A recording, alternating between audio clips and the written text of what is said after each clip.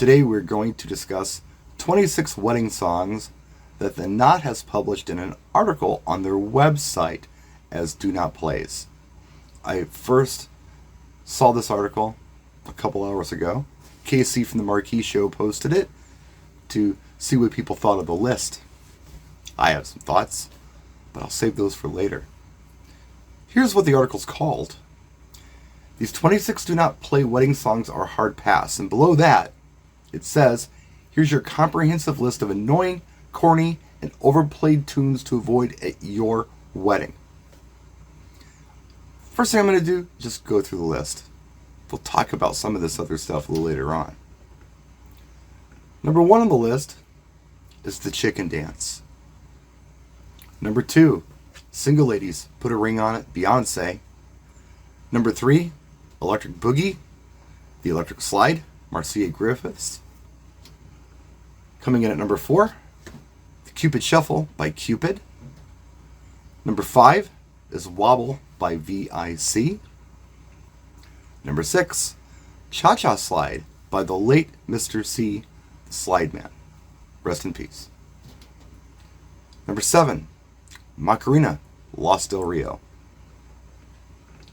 Number 8, Cotton Eye Joe, Rednecks. Number 9, Party Rock Anthem, LMFAO featuring Lauren Bennett in Goon Rock. Number 10, Happy, Pharrell Williams. Number 11, Can't Stop the Feeling by Justin Timberlake. 12, Shut Up and Dance, Walk the Moon.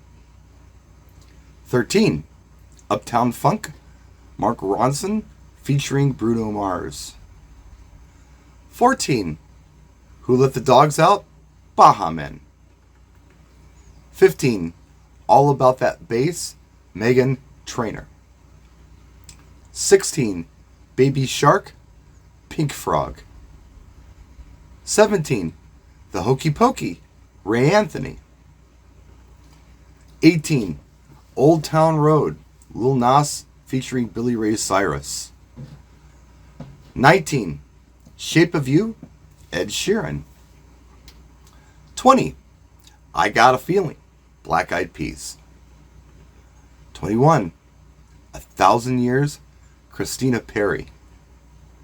22, YMCA, Village People. 23, Celebration, Kool and the Gang. 24, Get Low, Lil Jon and the East Side Boys featuring Ying Yang Twins. 25, Gangnam Style, Psy. And 26, Sweet Caroline, Neil Diamond. That's the list. Now, some of you may think that there are a lot of songs in this list that you would never play at a wedding. Some of you may say, hey, I play all of those songs at every wedding I do. And others may say, you know, I play a lot of these songs. Some of them I don't, but a lot of them I do. Here's the interesting part. The person who wrote this article has a lot of accolades that they list as a journalist. Pretty impressive. But what they don't have are any accolades as a DJ or a wedding professional. So the article was written by a non-wedding professional on a website that caters to wedding professionals and people seeking their services. So it's someone's opinion who's not a DJ, who's not a florist, who's not a wedding bartender at a banquet hall. They're a journalist, and they wrote this article. Based on what? I don't know. I really don't know. But here's the fun part. I was going to go a very different direction with this video when I initially read this post from KC. I'll admit that it kind of triggered me a little bit. But then I talked to some friends of mine in the business who are DJs and also customers of the Knot. When I say customers, what I mean by that is that they are paid advertisers at the Knot. They are DJs who pay to get a listing on the Knot, and they also are able to take advantage of some of the reviews that come through on the Knot, or all of the reviews that come through on the Knot. One friend I talked to in Kentucky, he deals in the Lexington area, I guess. He's on a lower tier, and he pays, I think he said like $2,500 a year to be there, to get his leads, and to have the reviews. Another friend of mine is in the suburban Chicago area, and he told me, and he showed me on his billing, that he pays a little over $4,100 a year to be on a higher tier in suburban Chicago. And that's kind of how the Knot works. They charge vendors to advertise, and the people seeking the services go there for free and have a look at the vendors and read articles like the one that I will put down here in the description of this video. You can click on it and have a look at it for yourself. So, just to review, potential wedding clients don't pay to go to the Knot, but wedding vendors pay to have their listings on the Knot in tiers. Just so we understand that. Can you imagine if a fashion magazine did an article called "Jeans Are Out This Year" and one of their advertisers was Levi? Wouldn't that be weird? And that's kind of what happened here. Now, my friend in suburban Chicago says a lot of the songs on this list he plays. They're effective. They may not be his favorite songs, but they're motivational songs, they're group active songs. They might not be the coolest songs in the world or his favorite songs, but they are indeed effective at the events that he does. Somebody plays early in the night, somebody plays later in the night. Doesn't matter. They're familiar. Not everybody is as cool as the person who wrote this article is suggesting they are. Some people are a little silly and goofy. Maybe they need a little more motivation than the hottest track by Megan Thee Stallion. You gotta play some familiar stuff sometimes. I certainly do. They do too. Let's pretend that they do. And they do pretty good business. And they advertise on the Knot, paying over $4,100 a year to get people to come and talk to them about their services and to take advantage of the review service that the Knot offers. One of those clients shows up at a meeting one day, sits down with my friend in suburban Chicago and says, well, you know, obviously I don't want any of the songs at my wedding that the Knot told me not to have at my wedding. This list, essentially.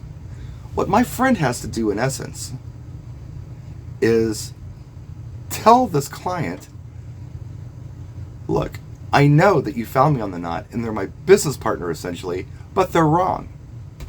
That's weird, don't you think? Why would the Knot have any interest in publishing an article like this to help sabotage what their paid advertisers are trying to accomplish? Why are they trying to make my friend in Chicago's job harder, or my friend in Kentucky's job harder? It doesn't make any sense. Not only that, but the person who wrote the article, again, has no accolades at all listed as a wedding vendor, only as a journalist. I'm sure they've been to weddings. Heck, they might even be married, but they don't tell us that. There's a bunch of stuff about journalism, and there's some social media links too. If you look at the followers and people they're following on some of those links, it's not very impressive. But I'm not here to even mention their name, and I'm not here to try to get sued by anybody. But I am suggesting that this was a weird thing to do on your website. I know you're trying to attract traffic, the Knot. By the way, the Knot is an information and technology company, not a wedding vendor. But they're providing a service that a lot of wedding vendors pay good money for, to get the client leads, to get the people giving the reviews and things. If I were the Knot, which I'm not, okay,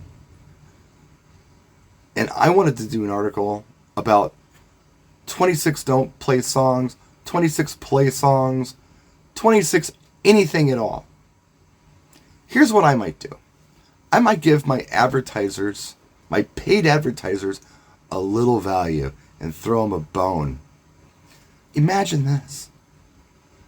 We're going to give you the 26 great songs to have played at your wedding. Make it positive. And the first one, hey, Jack Smith, a DJ in suburban Chicago, says that this song works really well for him. Now, Jack Smith is also an advertiser. It's throwing him a bone. Someone reading this article might say, hey, Jack Smith said that, let's check out Jack Smith. He sounds like maybe he's a great DJ. Number 2, Joe Schmo, a DJ in Lexington, Kentucky, says this is a great song. It works well in his market. Hey, I'm in Kentucky. Let's give this guy a call. The Knot's talking to him. That would be a lot more productive. And it would serve not only the potential wedding clients coming to the site, because it's good information, and it's information that's given by actual wedding professionals, and it would serve the advertiser because it would help generate traffic to them. Call me crazy. What do I know? I'm not an information technology company. I'm a goofy DJ in Milwaukee with a YouTube channel, but even I can see this. I don't know. It was worth a video. Thanks, KC, for posting it. And thank you to my DJ pals who I talked to, took me off the ledge, because again, I was going to go a very different direction with this video, and I'm glad I didn't. There's a lot of stuff out there that is either misleading information or misinformation or something. And when you're trying to find any kind of information on whatever you happen to be researching, you Google and stuff pops up. And gee, you know what? Maybe it's just my moral compass, but if I ever pop up in somebody's Google search, I really hope that I'm giving them good, helpful information. And not just listing songs that I find annoying or overplayed. I mean, I could probably do that because I've been in this business for 40 years this year.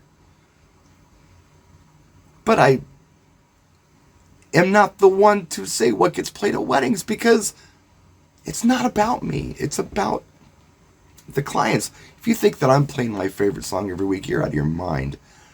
If you think I like line dances, if you think I like Sweet Caroline by Neil Diamond, I'm a fan of the movie The Jazz Singer, and I like the album. Coming to America, Mon Cherie, Love on the Rocks, that's my jam. Sweet Caroline? No. But it's a sing-along, man. And if this person is saying that people aren't going to like it when you play at your wedding, you know what? I think they're probably dead wrong. Most weddings that I've done here in the Milwaukee area, you play that song, they start singing. I played at a bar here, they start singing. More alcohol, the more singing. Anyway, I'll stop. I'll stop now. Thanks for watching. And thank you for your likes and comments and all that stuff too. And just tuning in. I appreciate you so much. Practice and enjoy.